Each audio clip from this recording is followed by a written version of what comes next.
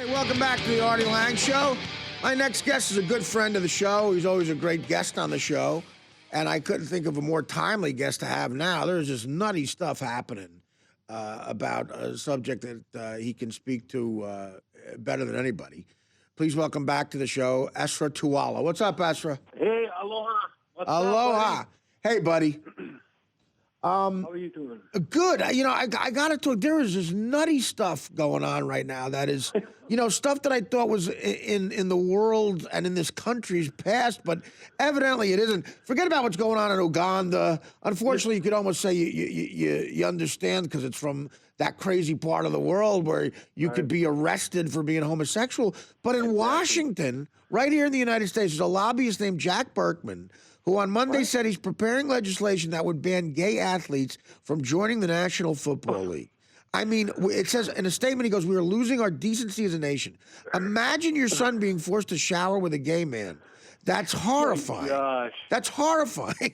I mean, So, somebody sent me that on Facebook, and I didn't have time to read it. It seems like it might be a joke.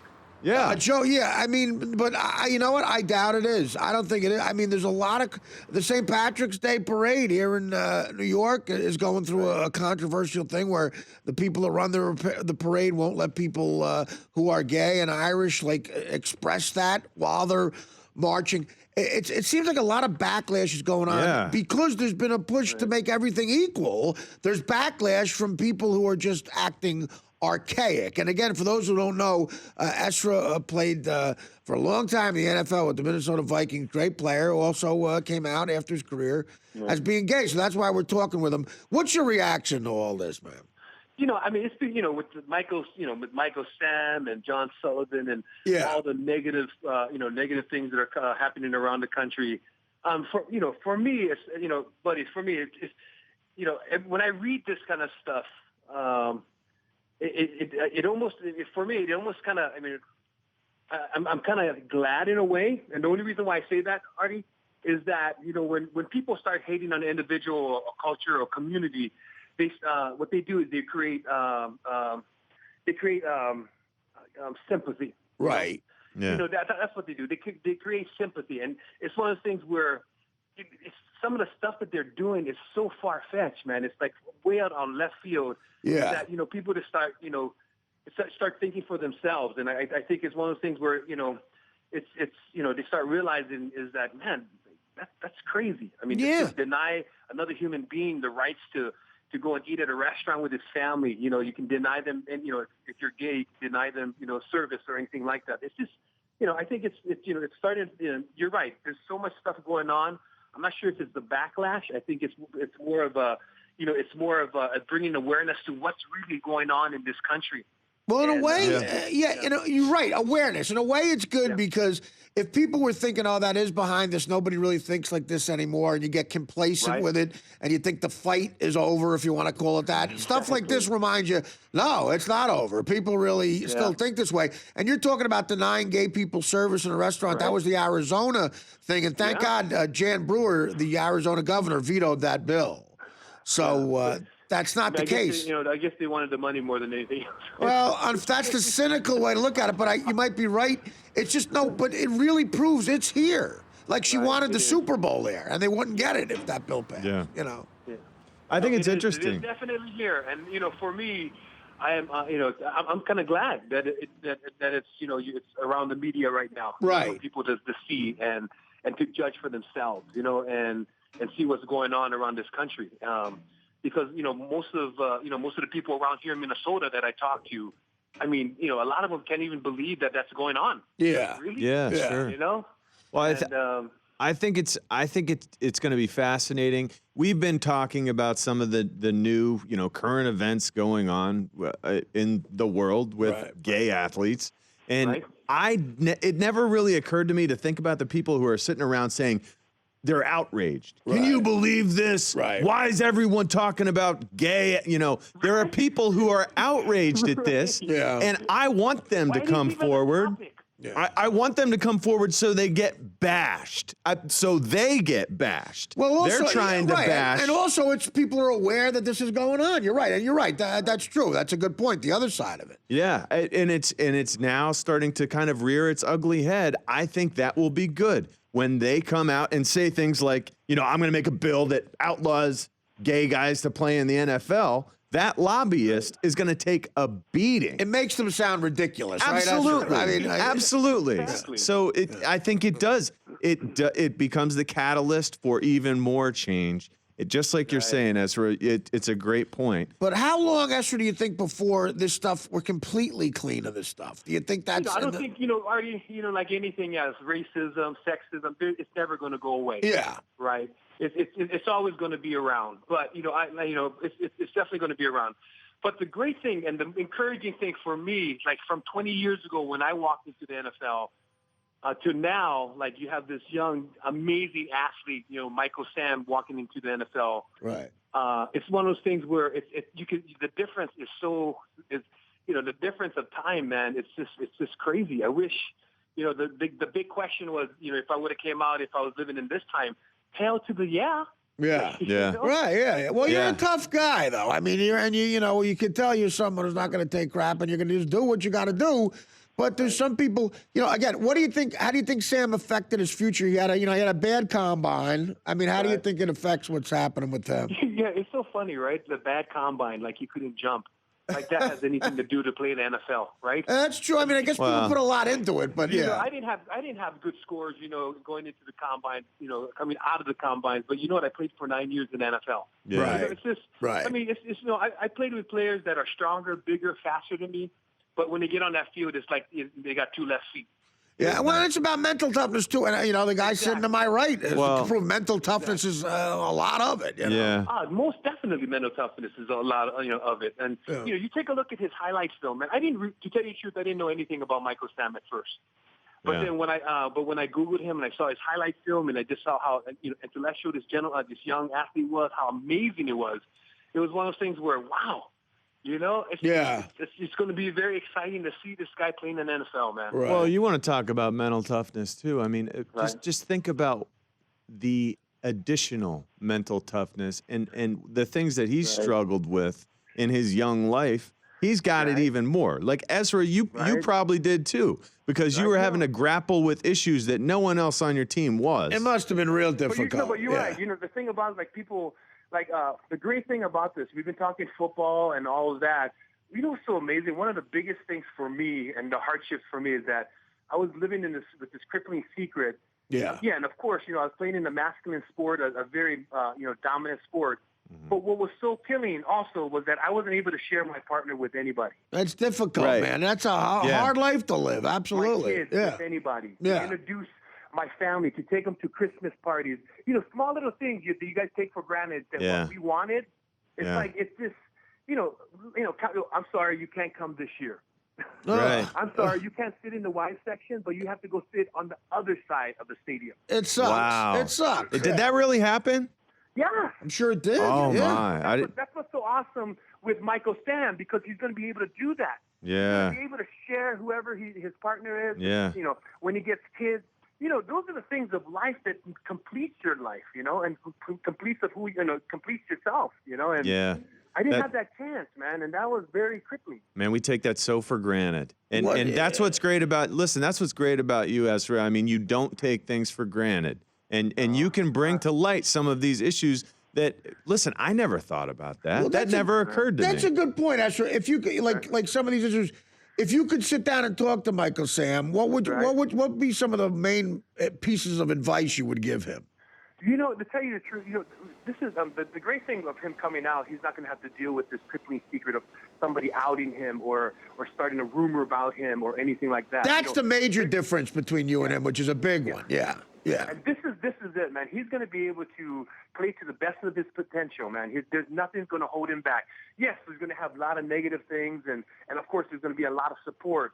But wow, I mean, I cannot imagine how he's feeling right now, knowing that he's going to be the first openly gay NFL player. You know. Well, we'll see. Hopefully, he'll make it. He'll probably definitely get drafted. Hopefully, do you think he'll get when he gets drafted? Do you think he's a guy who'll get some endorsements and stuff like that? Do you think it's that kind of world yet?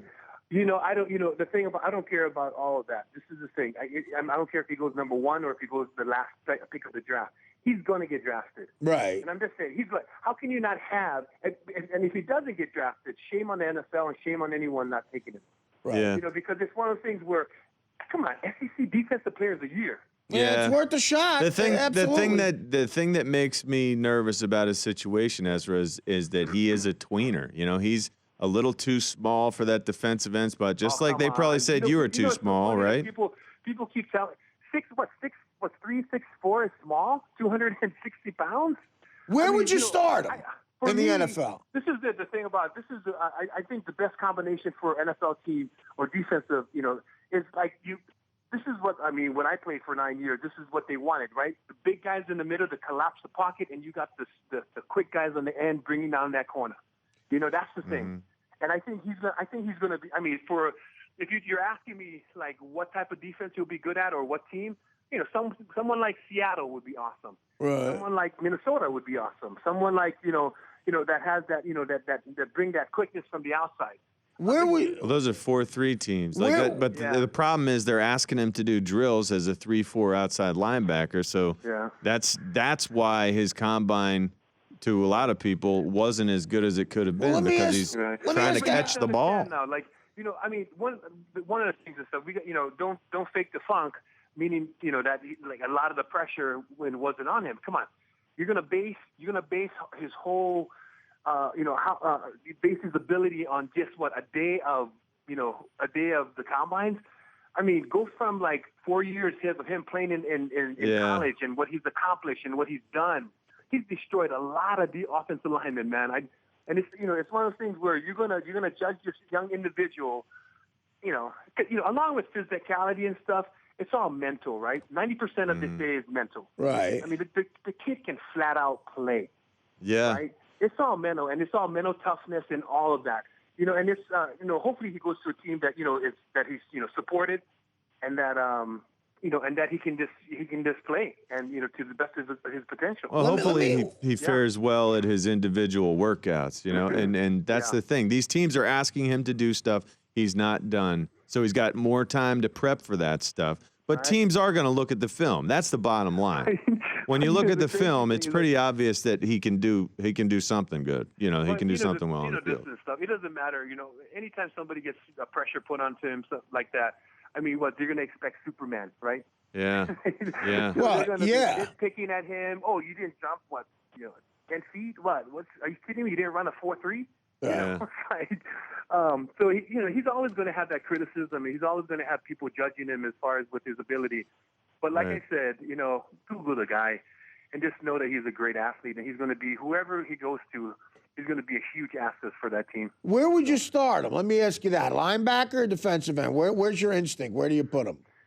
I mean, in the NFL. I would put him on the end. Yeah. I'll put him on the end. Right. And just have him, speed rush that, that end. Mm-hmm. If everybody else does their job, like in the middle and on the other side, I mean, I think they collapse that pocket. Yeah. Man, but the kid can, the kid's a great athlete. Go ahead. I was changing the subject real quick. What's your thoughts on this penalty if the N-word is used on the field 15 yards? Did you see that? What are your thoughts on that? What? Did you hear about that? No, I didn't hear about that. They officially made it a penalty if the refs hear someone use the N-word, a player or a coach, I guess, 15-yard penalty. But I mean, that word's thrown around so much. I know. That's what John said as a player. Yeah. But the thing about that, it's, like in the Polynesian culture, we have words, we have words and stuff that that identifies another Polynesian brother, like the N-word. Right. The African Americans use it on with themselves. Right. What about those words? What about the other words? Yeah, exactly. What about those? I mean, it's just it's one of those things. I don't know. To tell you the truth, if you're going to do that, then weird reaction. Everything else. Yeah, right? No, exactly. It's like you open up a can of worms. In that basket. Yeah. It's not like they want one up or something, or try to create some other problem. That's really not there. You're right. I mean, it's fair what I'm trying to say, but what I'm saying. It's kind of, Yeah, I don't know. I agree with you. I agree ridiculous. with you. Open up a can of worms that you shouldn't open up. It's like, let it be. I had the same reaction as you did, Esra. Did you see that Jason Collins' jersey was the top-selling jersey in the NBA? That's a good on his story. first day. That's good news. Yeah. Yeah, that's I'm going to predict this, man. I'm going to predict that Michael Sam's jersey is going to top that. Yeah, yeah, wherever he absolutely. goes. Yeah. You got to Wherever he goes, assume. and I'm not kidding. Wherever he goes, I mean, out of the 4 sports, I mean, all of them are amazing. But come on, NFL, the football is probably one of the most popular ones, right? Yeah. Oh, everybody wears a football jersey. Well, Absolutely. and that's the thing. I mean, here's a guy who's it going looks to. great on you. It kind of hangs well. Right. He gets different sizes, 5X, a 4X. Yeah. No, everybody. Yeah, you're right, because fat guys could look good in it. Well, that's they what- could cover themselves. Yeah, you're right. Men. We got a lot of plus size men. Yeah, it's not a tank top like the. Yeah, Jason Collins. He was number 46. I mean, pretty bad number, really. But he signed to a 10-day contract, gets the crappy number that no one likes, and yet his jersey's still the biggest selling jersey out there. And now he's going to go. I don't know if you saw this. He's going to be playing wearing number 98 starting Wednesday. Well, he's doing it because 1998 was when Matthew Shepard was killed. 1998. Oh, yeah, okay. Yeah, Shepard's family is going to be Shepard's family is going to be in attendance when the Nets play Denver. Oh, that's and so cool. So he's wearing 98. So there's another one. Cool. You guarantee the number 98 as well as the number 46 That's what are going to be. thinking is people already gigantic. buying 98. Yeah. I mean, excuse my laughing for that, but Judy Shepard's a really good friend, and she's absolutely amazing woman. Oh, really? And to be catapulted in a hate crime like that, in the public eye, and because of her son, it's just I love her so much, and she's one of the biggest reasons why I go around the country and I speak. Oh, really? And I speak on homophobia in sports, and I speak on anti-bullying. It's because of Judy Shepard. I mean, wow. That's one of the worst stories ever. The Matthew Shepard story. It's it makes you sick. I think it's awesome that Jason. Yeah, because when everybody's like, trying to, tell me it's not like the civil war, not civil war, but it's not civil like rights, civil rights movement, or not like women's movement. It's like, are you kidding me? I mean, it's worse in a way. It's a worse, harder fight. Yeah. Hating any form is wrong. So it doesn't really matter what it is. But it's one of those things where when you degrade another human being or you degrade another race or society, that's not right. It's definitely not right. Well, let's turn it to a lighter subject, dude. Yeah. This date might change, but as of right now, Saturday, May 17th, I'm doing stand-up at a place called Mill Nights in Minnesota, and I hear from the great Dan Filato you might want to open for me. Is that true? Yeah. You want me to sing? You want me to tap? You're in. You do whatever. when you're. You want me to you want me to tell a couple of jokes? I can tell jokes about my kids or being in the NFL. When you're as tough as you are, you can do whatever you want. How's that sound? Dude, you're in. Ah, sweet. All right. I can't wait to post it because everybody's going. Yeah, it's going to be crazy. So, let me get. You know what? Fans here, man. One of my boys, Jay, who owns a poorhouse here in Minnesota, a good friend of mine, is a huge fan of yours, the number one fan, and I'm gonna do a little shout out to Jay right now. Cool. Listen, Saturday, this may change the date, but as of right now, so before you post it, let's talk again in the next week. I got to call my agent, but as of right now, it's Saturday, May 17th. It's a place called Mill Nights, and me and Esra performing together. How about that? Nice. Are you kidding me? Yeah.